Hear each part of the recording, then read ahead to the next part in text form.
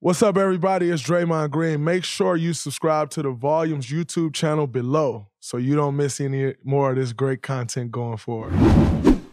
What's up, everybody? Welcome back to the Draymond Green Show. I am excited to have this next guest. In my opinion, the founding father of the Fab Five, the leader, the person who really embodied that spirit. Now, as you know, I can't really be too fond of that, being that it's from the other school. However, you know, you grow up in the state of Michigan. Really, you grow up anywhere and you watch basketball. If you know anything, you knew something about the Fab Five. And obviously, growing up in the state of Michigan, it's all right there. From Detroit Southwestern High School, the 13th pick in the NBA draft by the Denver Nuggets, Jalen Rose, my brother. More like an uncle of mine. I appreciate you for coming on. Welcome to the show. Appreciate the love. You killing it. Keep doing your thing. Absolutely. I appreciate you. Just getting right into it. I get a lot of credit for being the first active player doing TV. That's actually you. It's actually you. How did you go about way back? I think in 2006, you did the playoffs. You were still playing. How did you go about way back then saying, I'm going to start doing media right now as an active player? So the crazy thing is, like, growing up in the city, being a fan of the game, looking up to the bad boys, looking up to Magic Johnson. But also my favorite athletes had personality. They were flamboyant. They not only dress loud like Deion Sanders or Clyde Frazier, but they also talk loud like Muhammad Ali. And those voices is something that I always appreciated, following Kareem Abdul-Jabbar and Bill Russell, and just how they were athletes, but they were more than jocks. And so when I got to college, when it was time to pick a major, I wanted communications to be that. So radio, TV, film became my major. And I took those classes at Michigan, went there 3 years, eventually went back and got my degree.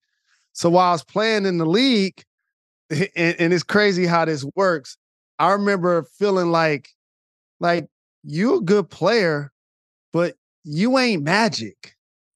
You know what I'm saying? And that hit me one day. Like you got a chance to do this for a while, but you need to find something else to do. You know what I'm saying? And my first couple of years starting and coming off the bench and then getting traded to Indiana where Larry Brown gave me 15 DMPs, I was like, I don't know if I'm going to have a 13-year career. So I started to figure other things that I could do in the game that I love. And once I got traded from the Pacers to the Bulls, it was February, this time of the year, and the team had 9 wins. Wow. And I'm like, we ain't going to the playoffs for sure. So this was 2002. I reached out to a contact at BT Mad Sports because I had just done the show and I had just done 106 in Park. And I pitched the idea for BET to let me cover the finals for them. At the time, it was New Jersey Nets and the Lakers. I was like, just send the camera. I'll get the access. I'll do all of that. So they trusted me. They did it. So they sent the cameras. We cut it. We spiced it. We edited it. They showed it on TV. And then I pitched that same idea to the Best Damn Sports Show the next year. And they already had big bro John Sally, who was doing TV. And at the time, Jason Williams from the Nets, I saw him doing some stuff with NBC while he was still playing. And Ahmad Rashad, I saw him kind of more from doing football to doing basketball. So those are guys I was like, you know what? I'm about to try to do this while I'm playing. So they hired me. So I was in the league 2003 to 2007 playing while I was still working for Best Damn Sports Show, MTV Movie Awards. I was doing halftime with Bill Walton and Snapper. I was doing boxing for Top Rank. I was doing all of that stuff. And so when I retired in 2007, and I was doing sideline for TNT. I worked for TNT for a couple of years. The famous video of Nick Van Exel, my brother, throwing the towel at me when I was standing on the sideline, and I just kept going. And so in 2007, when I retired, that's when I started working full-time for ESPN. I actually didn't even know about all the BET stuff, so I appreciate that.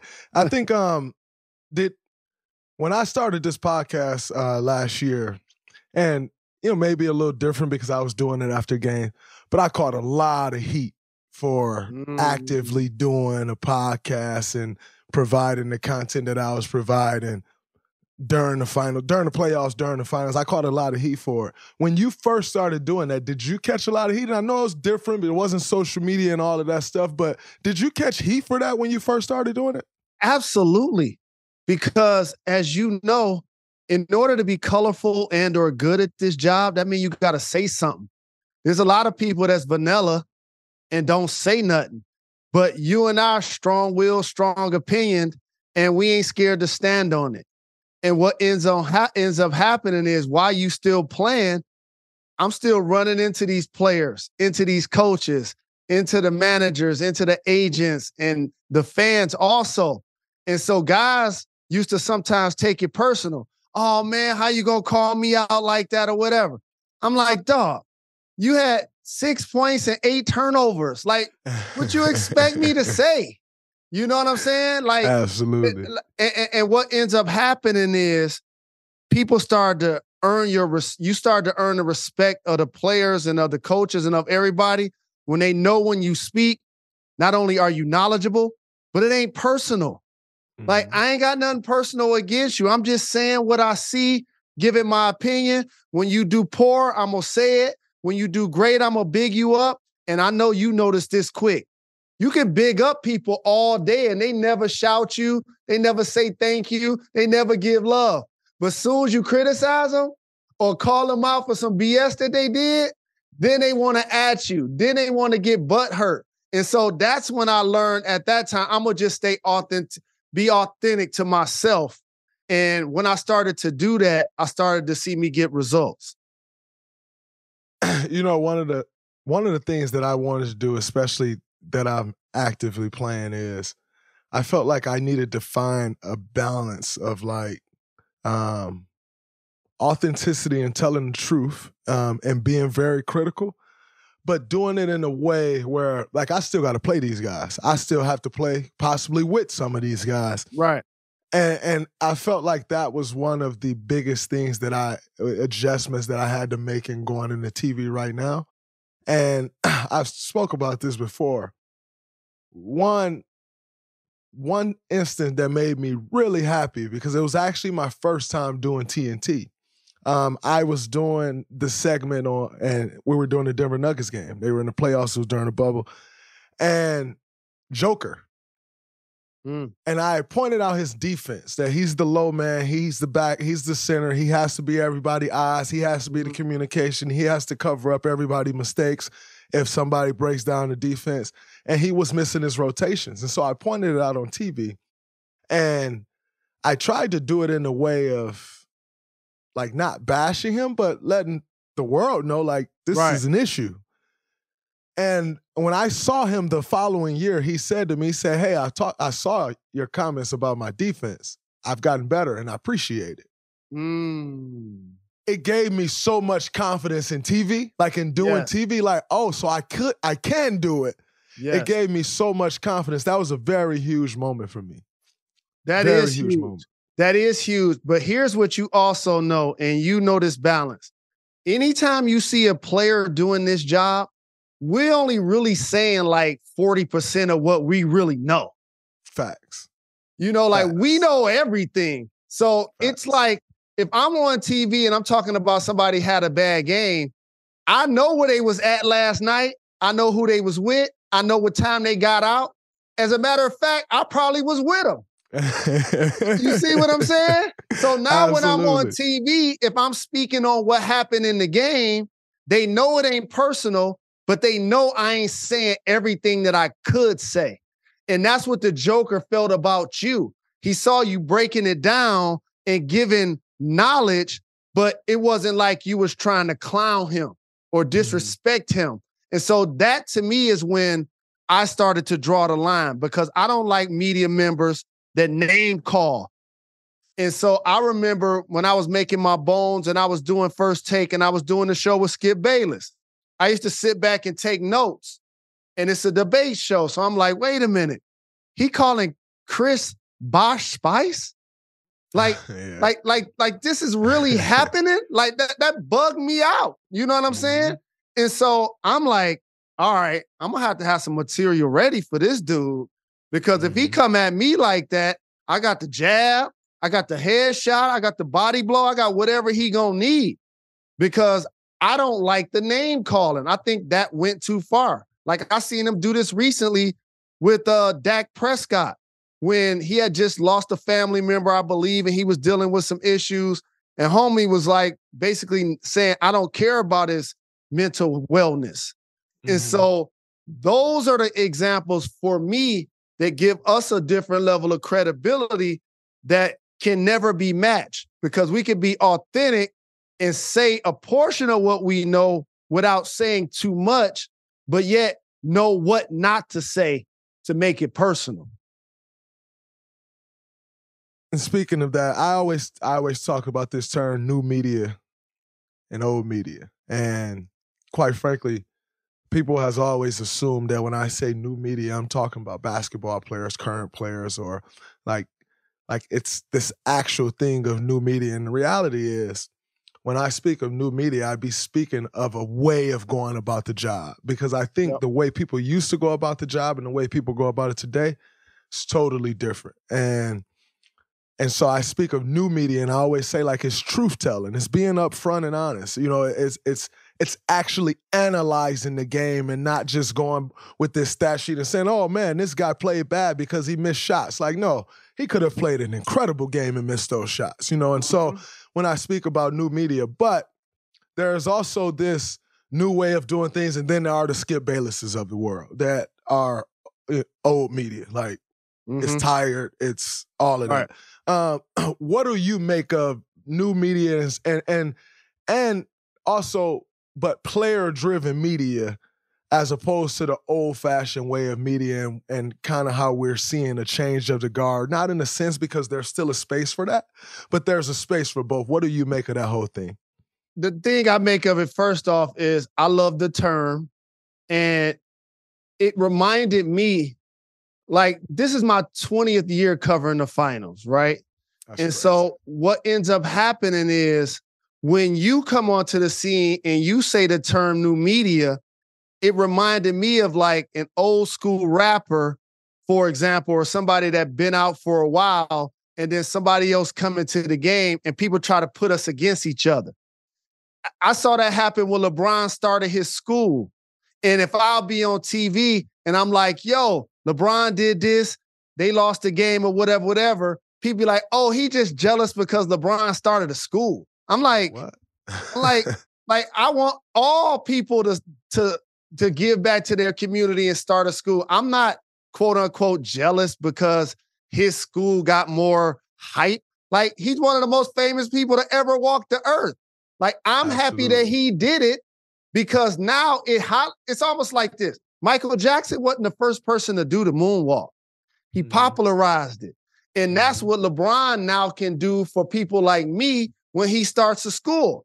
It's the same thing when you say new media. People's coming to me like, what Draymond talking about? You was doing that 20 years ago. I'm like, first off, that's family. We ain't even doing that. Second off, he's right. And what you're talking about is the ability, to articulate the game and be unapologetic. See, at first when we got into this gig, kind of had to walk on eggshells. There was times where, I stopped wearing earrings because they was frowned upon. I always wore long sleeves because tattoos wasn't necessarily welcome. I wore my hair a certain way. I always wore a tie and a blazer because the game was different then. Now, for me, new media is saying what you feel, dressing how you feel, driving how you want to whip, and then having a way to articulate yourself that you're speaking the language of the people that you play with. See, when you see me, I'm rocking what y'all rocking. I'm listening to the music that y'all listening to. And so for me, it's up to the guys that's been doing it a long time to stay current, not the other way around. And so when I saw CJ get eliminated with Portland and he was covering y'all, I pulled nephew to the side. We got numbers. We exchanged. I remember when he got drafted, I said that he was going to be that. Same with JJ Redick, same whatever. And so the more of us that get into it and the more we support one another, that now changes the entire narrative when we're all pulling together and we're all saying it. Absolutely. I agree 100%. You just spoke about school. I got a couple questions about school. Number one, the Jalen Rose Charter Academy. How did you get into starting that? And what do you need to continue to make that the success it's been, but also continue to take it to new heights, because you've continued to get it better and better and make it better and improving it. But what do you need to continue to take that to new heights to give these kids the opportunities that you've been affording them? So you and I from the hood. And like when you be out there balling, there's a reason why I be singing Saginaw Pride since the day you got drafted, because I remember you in high school and in college, and I know where you from. And when you come from where we come from, you know the difference is money. The quality of your education, unfortunately, in the United States is defined by your zip code. And it ain't just education, it's the protection from the police. If you make a 911 call, it's fire, it's deserts where you can't get a quality supermarket. When you in the hood, it's fast food, funeral homes, flower shops, gas stations, party stores. That's what we see. We see depression. We see poverty. And so I was like, how can I give back to my community? And I'm going to be frank with you, in a way where mass media and people who don't look like me can't block me.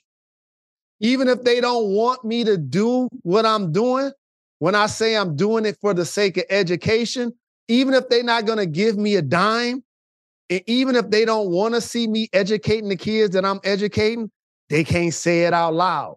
It's almost like when white people listen to rap music. At some point, when you saying the lyrics, you're going to say all of the lyrics. That's a fact. You're going to say all of the lyrics. You just got to watch where you're saying them, right? And so I realized that inner city students in Detroit were getting like $8,000 a year, while their suburban counterparts were getting double that. And then the families who are fortunate enough to put their kids in private school, that costs like $40,000 a year. Absolutely. And you can start doing that K through 2 or 3 years, K through 1 or 2. So now that's like a $500,000 investment in that student. Or the suburban student, that's like a $250,000 investment, where the students from my community were only getting like $96,000. So how do I put them in position to compete for the same jobs, for the same careers, for the same opportunities, and put themselves in position to be successful? I'm going to start a school. Open enrollment, tuition-free, public charter. I'm not a part of a network. I don't test students in before 9th grade. I don't test students in after 9th grade. And here's the kicker. United States don't look at us like we're cute and cuddly when we're in high school anymore. A lot of times when people want to influence us, they want to do it when we small, because you still got parental involvement. It's you acting out in class. I could call your parents. But when you get in 9th grade, these young people have been exposed to life, sex, drugs, violence, gangs, poverty. And so these relationships are a lot different when they're on social media now. They know what WWW is, and they can go anywhere in the world. So we influencing 400 high school students, and I'm influencing another 600 in what we call secondary education. So I'm influencing them in a model called 9 through 16. Because after 12th grade, just think about it. What does your high school do for you? Nothing. Nothing. But the job ain't done. If I just came from poverty and I just graduated from high school, I'm throwing my hat in the air, but I can't put my resume nowhere and get a gig. Absolutely. So now I'm helping those students in community college, trade school, military, 4-year college. And now we're helping them be in position to be successful in life. So the thing that we need is money and awareness. And I'm continuing to try to do that. and I'm really proud of what we've accomplished over 12 years. We're fundraising right now to expand our facility.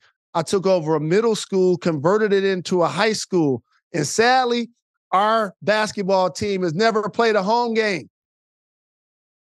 because I took over an elementary school. And when you look at our budget, I'm the founder, I'm the president of the board, I'm the chief fundraiser, and shout to my co-founder, Michael Carter, shout to all of my board members, the founding team, our students, our staff is amazing, our school leader, Principal Lewis, our parents, they all believe in my vision. And so now for me, it's to expand the facility so I can get 3 more classrooms. I want to create a health and wellness space for mental health. I want to create a space for yoga where young people can be stretching and getting exposed to things while they're in the building. And I want to have a gym so that now when people come play college games or high school tournaments or pro teams or whatever, we have the kind of facility that they can come enjoy. So you took over an elementary school. There's been 30 high schools in Detroit closed. Correct. Are you not able to get access to those buildings that they've closed down? I'm about to give you some game that people don't know about education. First off, I remember trying to open the school, and this was a political cycle that people were going back and forth about public school, charter school, magnet school. I'm like, first off, I don't care what kind of school they go to. You can homeschool them. I'm just trying to put them in position to have a quality school to go to. Mm-hmm. And then there were people like, well, charter schools are stealing students from the public schools. Newsflash, a charter school is a public school. That's just cap. And why do people say that? Because one of the largest donors of the Democratic Party is the teachers union. And so why is that so important to both of those things? Because if you're a part of the union, you get something called tenure as a teacher. That means you can go to school for 2 or 3 years and basically never get fired. And that has nothing to do with your results. But when you go to a charter school, you give up your tenure opportunity. And so that's what they're fighting against. And then they're also fighting against the numbers of students that are in a public school building that you're talking about. You ready for this? Because a public school building is gifted. A charter school building, we get 0 state funding for the facility. 0. Not for improvements, not for expansion, nothing. If something happens with the boiler at the school right now, if something happens with a light bulb at the school right now, my phone ringing. Wow. You see what I'm saying? And so that's one of the dirty secrets about education is that we get 0 state funding for our facility. And so therefore, that's why writing and raising and me creating awareness for the school is so very important. That's incredible. I'm gonna send y'all a $25,000 check in sometime in these next couple of weeks. That's I'll get with my financial team and get that out. Thank you. So I think it's absolutely amazing.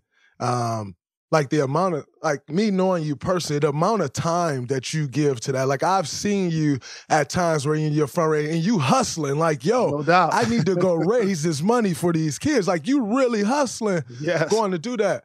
I got so much respect for Thank you. Appreciate that. Because I think that's absolutely amazing. But continuing on along the lines of school, you said you ended up going back to finish your degree. Why was it so important for you to go back? You Jalen Rose, you're the 13th pick. You're going into TV. Like, why was it so important for you to go back and finish your degree? Because school was actually always important to me. I never wanted to be considered a dumb jock. I hated that term. I used to see people get called that, and I was like, I'm going to make sure nobody ever called me that. And then, you know, the whole stigma, like, oh, you play athlete, you're an athlete, you talented. So now people hooking you up with your grades or people doing your work for you and that type of stuff. So then I was like, you know, I started to take pride. And one of the funny things that happened in high school is I got a chance to take some accelerated classes because I was an honor roll student. And I heard that if you got a certain GPA and your attendance was this, that you got a chance to meet a special guest that was going to come to the school at the end of the year for a seminar. And then I found out that guest was Irvin Magic Johnson. Oh, wow. Right? So I couldn't be on the basketball team, an All-American, and Magic come to the school and I can't go to the gym and see him. That part. You know what I'm saying? That part. That would not have been a good look. So I really started to buckle down on my academics. Same when I was in Michigan, was a Dean's List student at Michigan. And so at that point, I done went to school for 3 years in the middle of winter. You know, it's cold outside. I might as well finish. Absolutely. You know what I'm saying? I might as well finish at that point. I'm in the league taking correspondence courses. I'm like, I'm going to finish. And Michigan at the time, and this showing my age, wasn't even offering the classes I needed to allow me to graduate unless I went on campus. I'm like, I can't go on campus. So I eventually took my courses online at the University of Maryland University College. And that's actually where I got my degree from. Wait, so your degree today is not from the University of Michigan? Correct. They didn't even offer the classes that I needed. And I love Michigan, and I hope somebody hear this. They should be getting at me to give me some sort of honorary degree and putting the banners back up. Like, I go to games, fam. I go ahead. Correct. I didn't. They didn't offer the classes that I needed.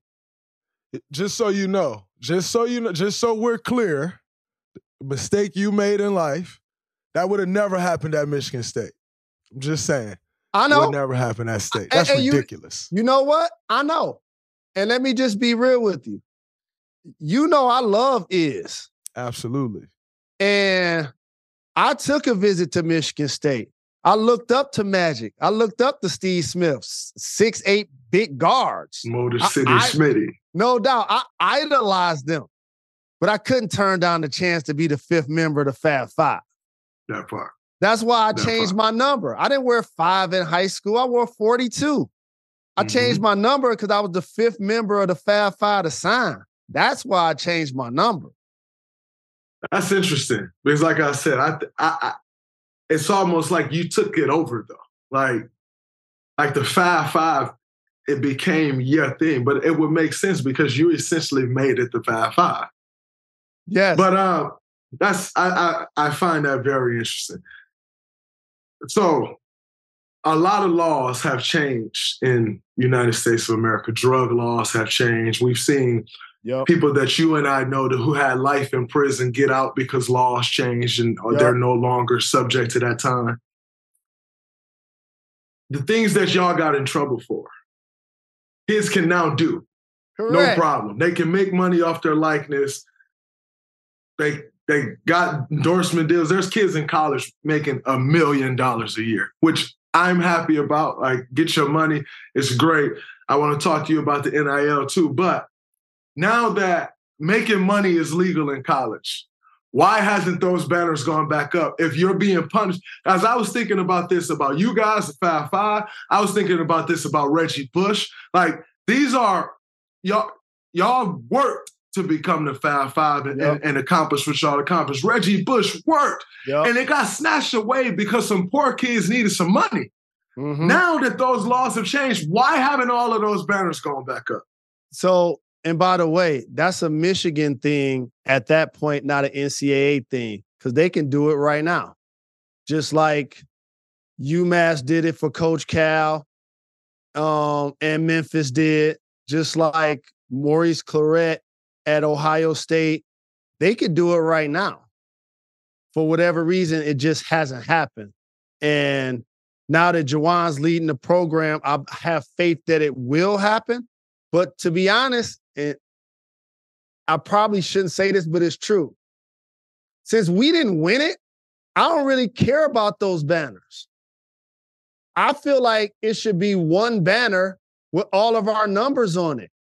Or like retire our numbers, or like give us a statue or something, like truly immortalize what we've done. And when you talk about what we got disciplined for, let me tell you what's crazy. it was a thing that's happened in sports because it's a remnant of slavery. And I know as soon as I say this, people that don't look like us sometimes shoulder shrug and like, oh, here we go. But here's what happens. The black sports, predominantly football and basketball, you're put in a position as an athlete where they can profit off of you longer and you get paid less. If you notice, in tennis, in golf, in NASCAR, in hockey, in all gymnastics, whatever, golf, whatever other sports, it ain't no restrictions after high school. Ain't no restrictions. They can have sponsors, they can go play, they can do what they love, and they can earn money. And by the way, you've been on a college campus. Just because you wasn't getting paid, guess what? The people from the student council was. Absolutely. They was getting paid. Other students could have jobs. So the remnants of those sports make it to where they can profit off of us as long as possible while paying us the least. And so when you have a high-profile team like UNLV or John Thompson's teams at Georgetown that all of a sudden play with an attitude, oh, man, we got to muzzle them. We gotta allow them to perform, but we don't want our kids dressing and looking like them. Like, I remember being one of the most hated athletes. Now Jalen is a common name, like literally. And so what happens is, it's one thing for Jalen, Chris, and Jawan to go on and play long careers in the NBA and make the kind of coins that we did. It breaks my heart when I look at UNLV and Anderson Hunt, the Final Four MVP, didn't profit off of his likeness. Or Jimmy King and Ray Jackson, members of the Fab Five. Huaraches were a shoe that we popularized. We popularized black socks. They didn't even sell black socks at the mall. Imagine if we had the trademark for long shorts. Yeah. Imagine if we had the trademark for Fab Five then. You see what I'm saying? And so with all of that taking place, it just hurts me that those gentlemen ain't able to profit off of what blood, sweat, and tears that they've been able to do. But I know, and it makes me smile that the young people now can, because I remember being a champion for that for like 30 years. And people looking at me like, oh, you should just be happy you got a scholarship. If I had a scholarship, I would da-da-da. No, but you ain't talented and making the school money. And therefore, they're profiting off of you and selling your jersey and selling tickets and doing all of that and making money off the shoe company. You know this. You sign a letter of intent. You might as well sign a shoe deal. You can't go to Michigan State and wear whatever shoe you want. You got to wear whatever. Right. You can't. And here's the dirty secret about the NIL. It ain't true market value. Here's why. None of your sponsors can compete with the ones that the school already have. And they got the best ones. Correct. Correct. So they already getting top dollar from the radio, from TV, from the advertisement, from the shoe company. And so now you can get like, all right, we're going to get you something at the local gym. You know what I'm saying? We're going to get you a membership for the next 12 months, that type of stuff. And we've seen some quarterbacks, get paid. And the young lady, Paige Buckets from Connecticut, get paid. There's been some individuals, but for the most part, if you notice, in totality, it ain't become the mushroom effect for players getting paid to then want to go play in college like the headline is, because you're really getting a secondary market for the sponsors. I think when I look at the NIL, and like I said, it's great that these kids are making money. But that, for instance, I think is a huge thing that'll probably have long-term effects that guys don't realize, or not even guys, just students in general, guys, girls. And that is this.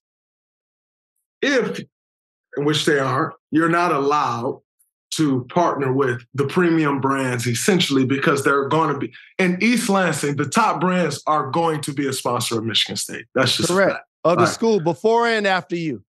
Absolutely. So in most of these college towns, I mean, where most of these colleges are college towns.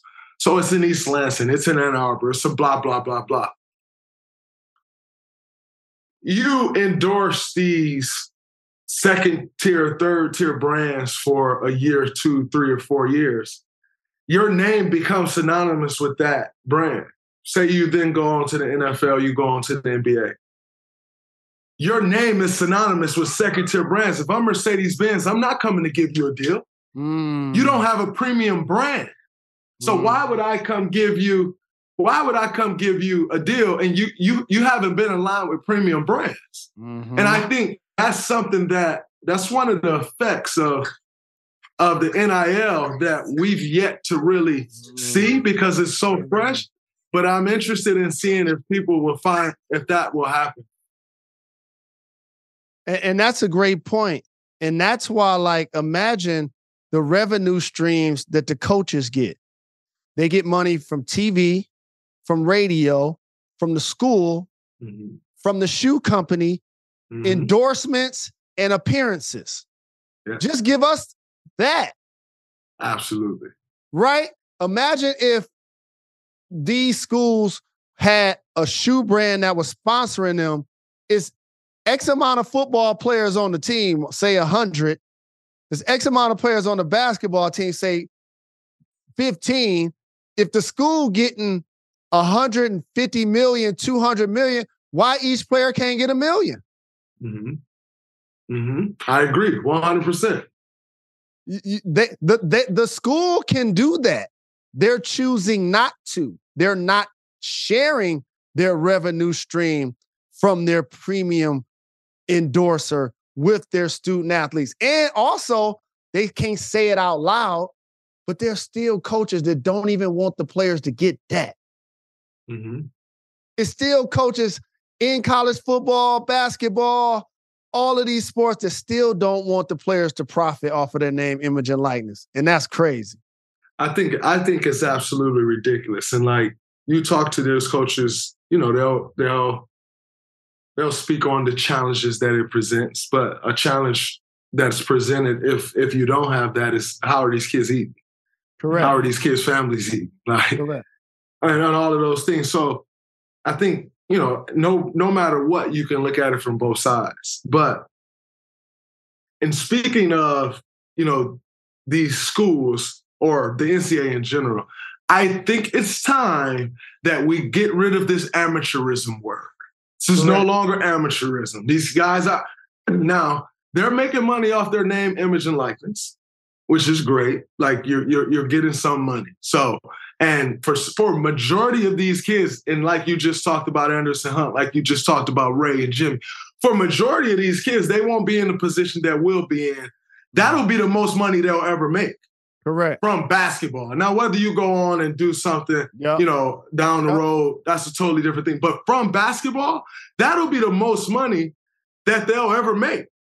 And for these schools and the NCAA, not like, I felt like the NIL for the NCAA was just a cop-out for everybody to shut up and say, for everyone to stop saying, let's pay these athletes. And guess what? I am guilty of this too, because I was very outspoken about athletes getting paid. And sure enough, they did the NIL, and I've shut up too. I've shut up too. I remember being on TV the day the ruling got paid, and I literally stood on the table like I am not about to bust my arm, patting myself on the back for being a champion of the NIL happening because of my voice. Because all that is a Band-Aid. Yeah. That's all that is.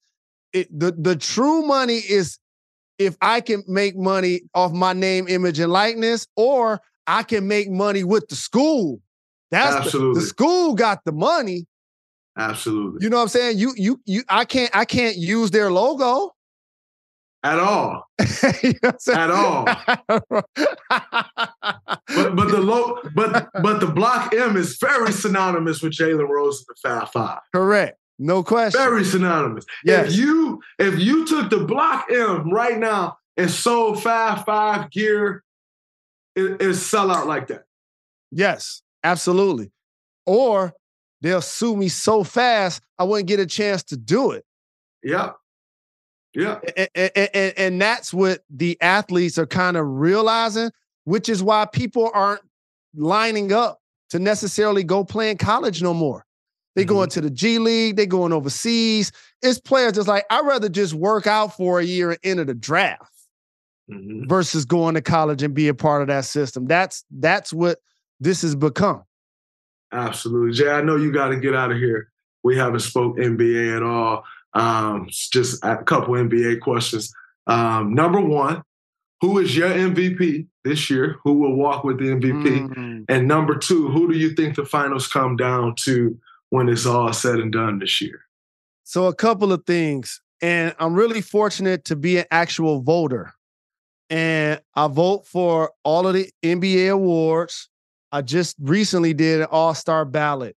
And as somebody whose biological father played in the league, and, you know, being from Michigan, we played whatever sport it is that season. We played football, baseball, basketball, ran cross country, whatever. Like, I take it serious. Like, I'm literally trying to make sure that I'm a student of the game and I'm rewarding people that deserve it. And as I look at this year, there's some amazing candidates, but you can't ignore what the Joker's doing. Incredible, man. And I know Bill Russell and Larry Bird are the only people to win the MVP 3 times in a row. And so what ends up happening is it becomes an award about storyline. It becomes an award about perception of doing the most with the least and or having a historic year to go with your numbers.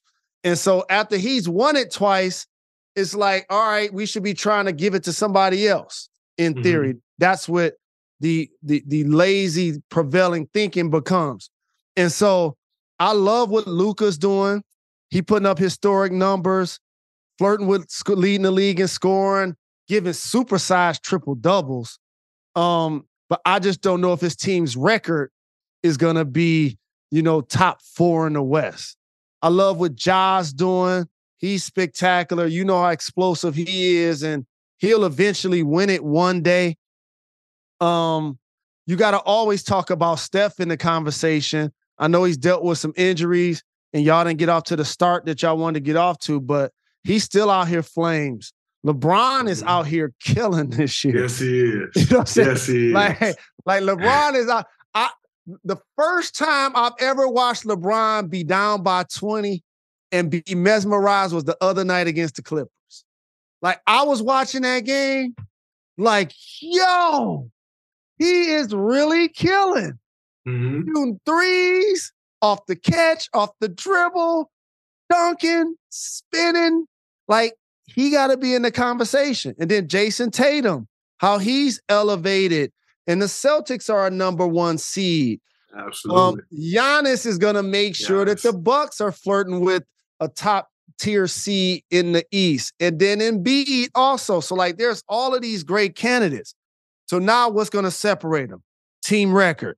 Right now, Denver's number 1 in the West. Historic stats. This dude about to average a triple-double. As a center. Jesus Christ. As a center. That's just mind-blowing. And so right now, if I had to select a betting choice, it has to be the Joker. He's getting 25, 12, and 10 assists on a nightly basis, shooting 60% and like 30-some, 40% from 3. Like, and they got the number 1 seed. It's a lot of ball to be played, but right now I will have to say him. As it relates to the finals, I still feel like y'all got a run in y'all. Yeah, we do. You know, I just saw Kuminga float to the left the other night like Honey Hawkins. You know what I'm saying? I'm like, all right, young fella, that's what I'm talking about. That's what they need. And the beautiful thing about the West race, in the East, I feel like Boston. Let me just say that. Boston is the best team in the East. They're the deepest team in the East. They got 2 wing scorers that could get you 25 or 30. They got great guard play, multiple guards with White and Brogdon and Marcus Smart. Like, they got multiple bigs and Robert Williams and Horford. Like, they just loaded. So I'll say Boston, if healthy, should win. Here's why the West is intriguing. The people that's been there and done that, are lower in the standings today as we speak. The Warriors, as you know, LeBron, the Clippers, the Suns, like these are all people that have done it recently. So now it's New Jacks at the top. Denver, Memphis, Sacramento is third. In the West. Sacramento. Shout out to Mike Brown. No doubt. He balling. He got him balling, doing his thing. So, but here's the thing. When the Kings play against one of the teams I just mentioned in the first round, like the Warriors or the Lakers, they ain't gonna be favorite. Yeah, they're not. You haven't been there before. Yeah, they ain't gonna be favorite. And so that's gonna catapult you veteran-laden teams into position to do it. So I'm just excited about the West. I'm excited about covering the West because we have the West this year. And I ain't ruling out being in Golden State for at least the conference finals. That part, I respect that. Actually, this is the last question. We're going to get out of here. It's a very personal question. Jimmy Walker, number one pick. Yep. Your biological father, you never met him. The number one pick in 1967. What impact did that have on you growing up as a kid? Growing up as a kid that played basketball, to know my father is a number one pick, but I never had the chance to know him, yet I'm essentially walking in these footsteps. Like, it's just in me. Like, what impact? Because that's like, having dad issues is one thing, not meeting your father is a totally different thing. We know the traumas that come with that. But to actually walk in that light and say, no, I'm a basketball player. I'm from Detroit. Basketball is a big thing. I'm chasing this dream. Oh, and by the way, my father was a number one pick, and I don't even have a chance to talk to him, meet him. What impact did that have on me? A lot of pain, a lot of hurt, a lot of anger, a lot of disappointment, because a lot of times you start to think, he don't want to meet me. You see what I'm saying? Mm-hmm. And then it's when I'm at St. Cecilia and people are referencing him and showing him love, but I'm standing next to my mother who just brought me there and we're poor and they talking about him. I resented that. You see what I'm saying? Mm-hmm. And absolutely. It became where I never talked about him. When I was very young, I used to carry his basketball card and I used to take it to the park and be like, oh, this is my dad or whatever. And then as I started to get like in middle school, and you know, kids say mean things. And so having his name, the first thing a kid would do when they try to joke on me was act like JJ from Good Times was my father.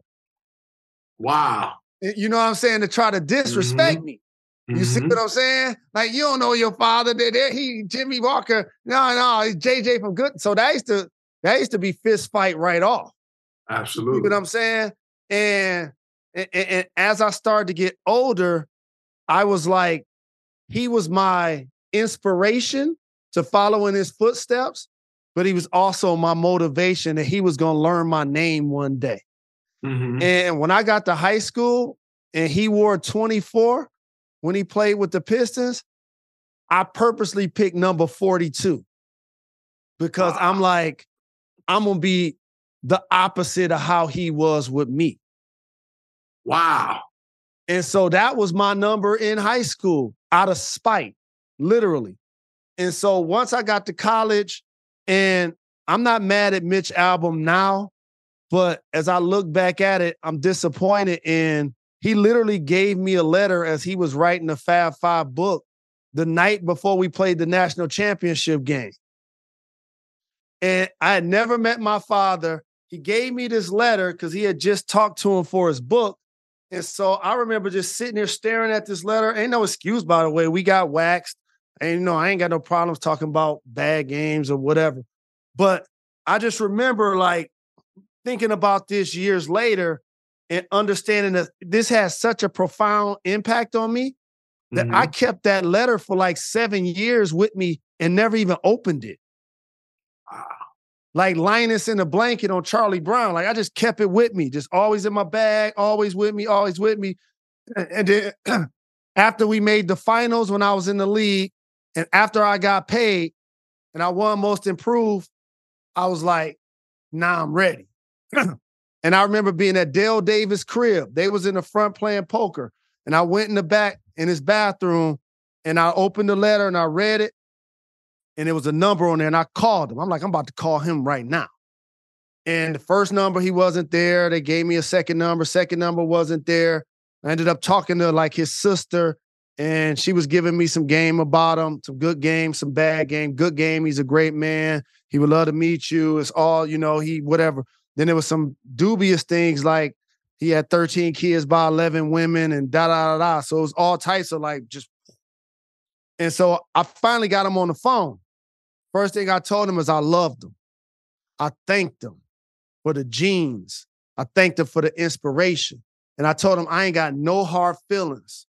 I made it. And however the journey took us, this is how God meant it to be. And so I want to meet you. I want to celebrate you. I want us to be able to start a relationship. And the crazy thing about this, Day, a couple of years go by. I'm playing in the league. I'm working in the media. I'm talking to him on the phone in like 2007. And I'm like, I'm coming to see you this summer.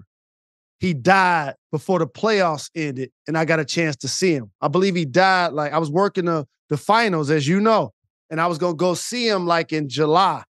And I believe he died before I got a chance to actually go see him. But I did go to his funeral with Dave Being. And for all you youngsters out there that's having a lot of babies and choosing not to be in their lives, let me tell you something. His funeral was the coldest thing you ever want to see. It was like, I'm not making this up.